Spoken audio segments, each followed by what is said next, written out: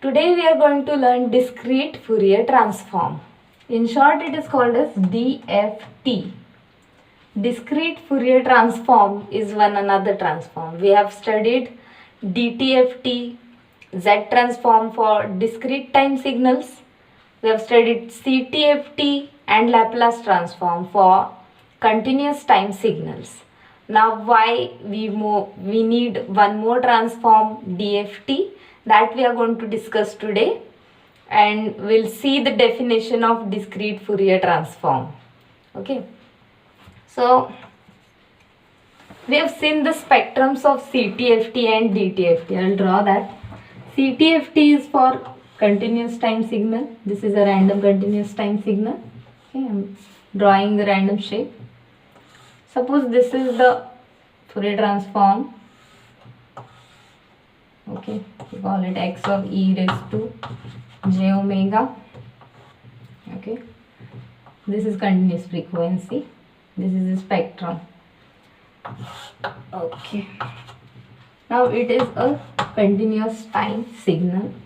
If we discretize this signal, this becomes a discrete time signal.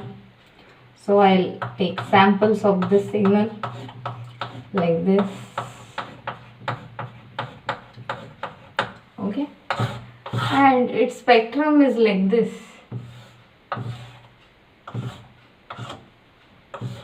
Repetitions of this part.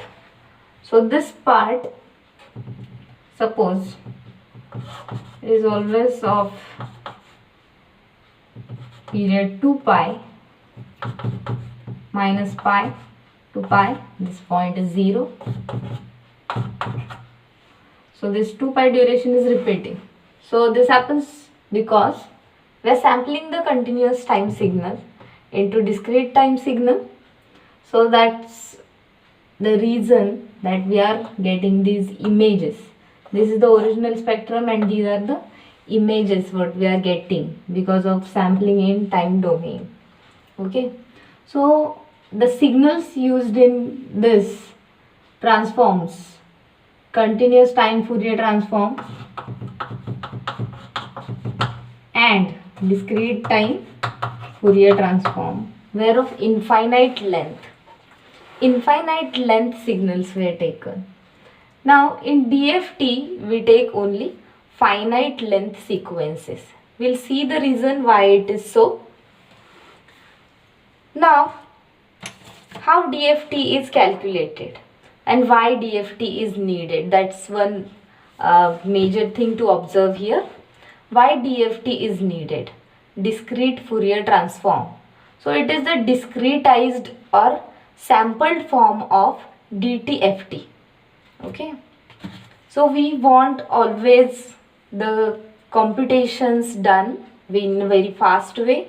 So to reduce the number of computations, and you can see that these spectrums are continuous.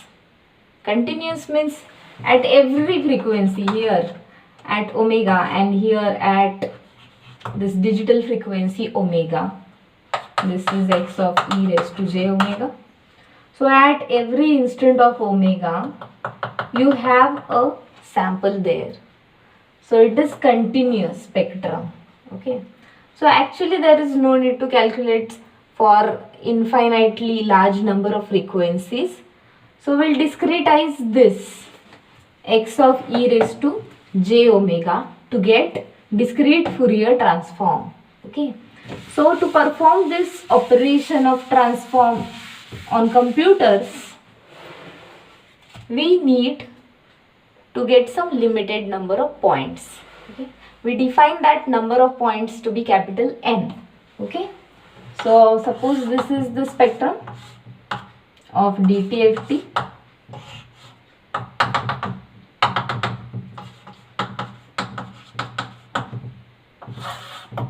So we take only a few number of points here to get x of k. This is DFT. Okay, so like this.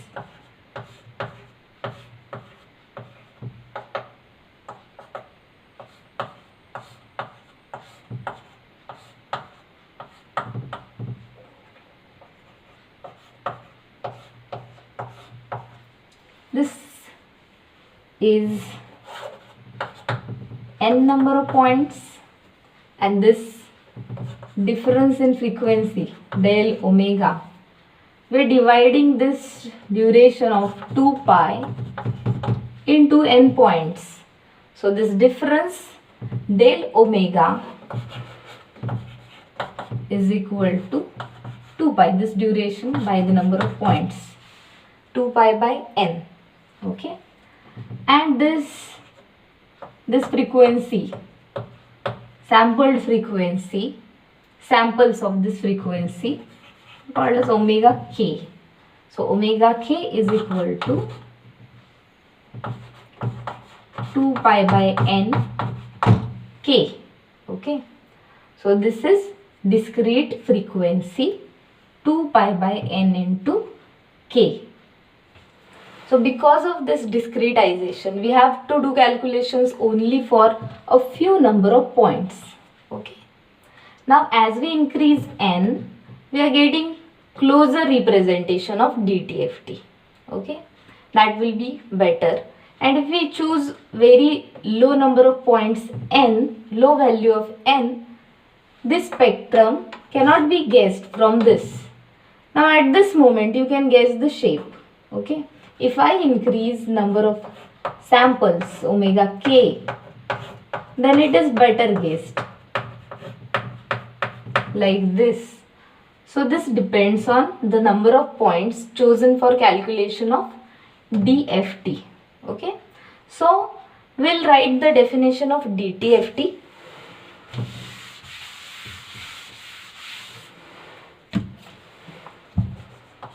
X of e raised to j omega is equal to summation x of n e raised to minus j omega n, and this n is varying from minus infinity to infinity. Now we are sampling the omega to omega k. Okay, x of e raised to j omega at the values of omega is equal to the sampled values only, omega k is equal to x of e raised to j omega k. So this is DFT, and we also write it as x of k. So this is DFT. So now how to obtain x of e raised to j omega k? Put omega is equal to omega k.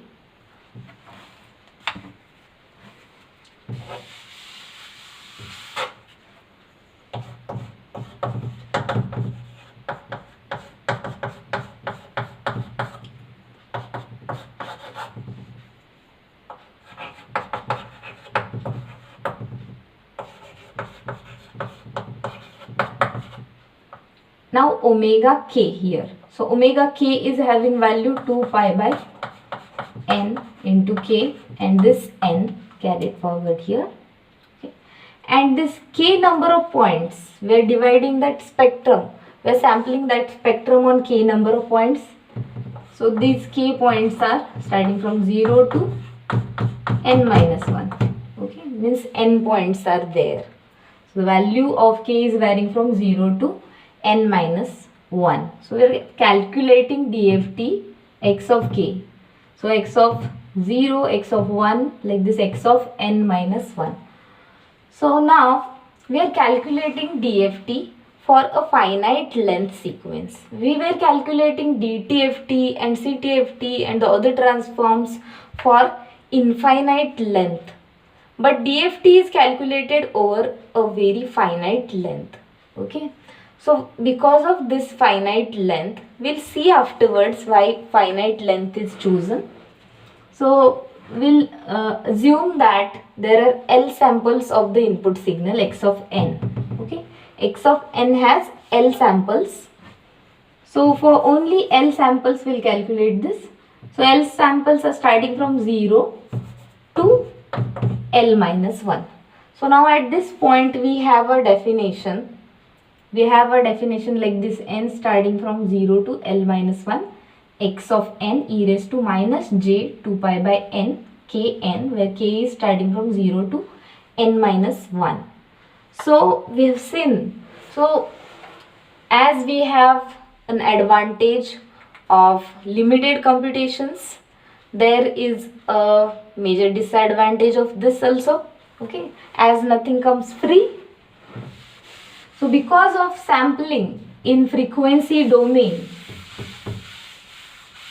as we have seen in CTFT, the spectrum was obtained like this, and in DTFT we got the images. Because of sampling in time domain, we obtained images in frequency domain. This is the original spectrum, these are the images. So now we are sampling this spectrum like this. So as a consequence of this, we'll obtain a periodic signal in the time domain.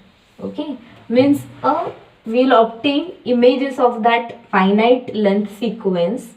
So that signal will become periodic. So in time domain, if the signal is like this, we'll get a signal like this, periodic signal. Okay, now we'll take one example and see what happens when time domain.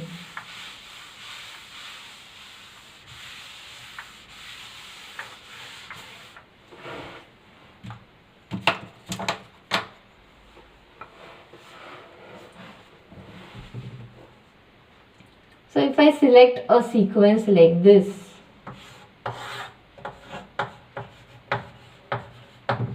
of length 5 sequence, I have a sample like this.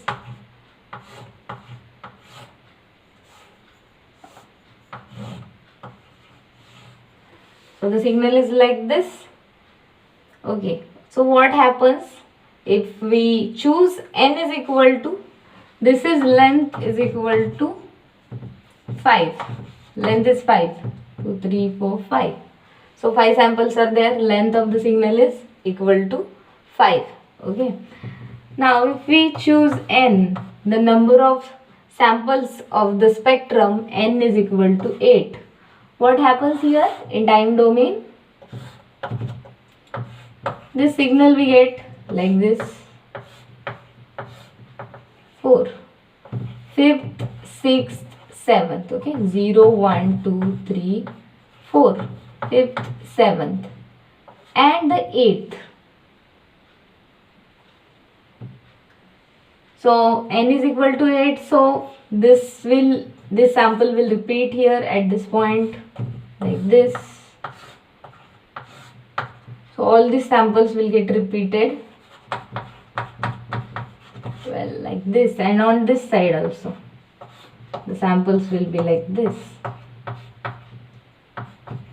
Okay, so as we can see here, as this L is less than the number of points, we are getting some space here. Okay, so these patches are not overcoming, catching each other, so we have gap like this. Now see, if we choose n is equal to 5, what happens? N is equal to 5, then we have our original signal. Sorry.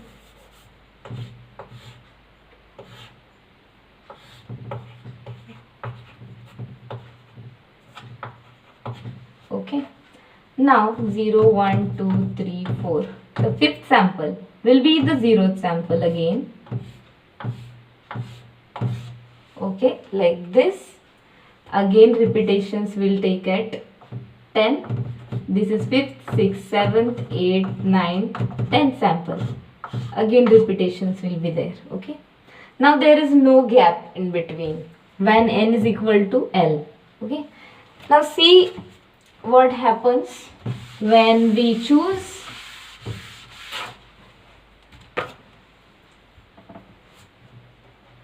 n less than this value, L is equal to 5. So we'll see 4, Okay, 0, 1, 2, 3, 4, 5, 6, 7, 8, like this. Now as n is equal to 4, these 4 samples will be as it is. Okay, up to the third sample. Now fourth sample will be the repetition, this signal. So this sample plus the original length. So this sample will be like this, extra length. Now the next sample will be this sample, again this sample, again this sample. Now 8th sample will be the 0th sample plus the original value at that sample. So this will become higher. So the signal is getting deteriorated if we are choosing the length, and these values are like this. When length is greater than n, or you can say the number of points are less than L, then interference is occurring at this point. Okay, and if we choose again a less number of points, then this sample will also get deteriorated. Okay, like this. So this sample will also change its value. So these two samples are getting some different value than the original value. Okay, so that is why only a finite length sequence is taken. If that original length sequence is infinite, then how can we choose n greater than that length, greater than the infinity? So that signal will be not the original signal. That's why we choose a very finite length and keep the maximum number of points is equal to the length of the signal. So we can make that L equal to n. Okay, but L can't be greater than the number of points. Okay, so in the definition what we have derived for x of k, we have written the definition as 0, n starting from 0 to L minus 1. So we can change it now to n minus 1. Okay, x of n e raised to minus j 2 pi by n k n, where k is starting from 0 to n minus 1. Okay, now just we have done sampling of the frequency axis. Okay, and we have obtained discrete Fourier transform. Okay, that is DFT. Now we'll see the definition of inverse DTFT.